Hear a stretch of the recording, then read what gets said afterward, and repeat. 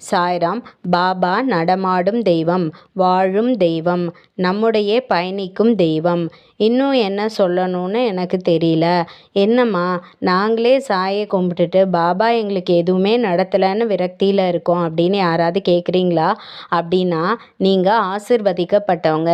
ஏன்னா பாபா கிட்ட நம்ம ஏதாவது ஒரு வேண்டுதல் வைக்கிறோம், அது நடக்கலைன்னா அதை விட சிறப்பானதை ஒன்று நம்மளுக்காக தயார்படுத்திட்டு இருக்காரு.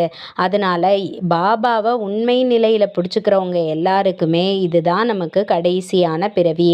அதனால் நம்ம தோல்விகளை கடந்து நம்ம கர்மாக்களை கழிக்கும் வரைக்கும் பாபா நம்மளுக்கான வேண்டுதலை நிறைவேற்ற மாட்டாங்க.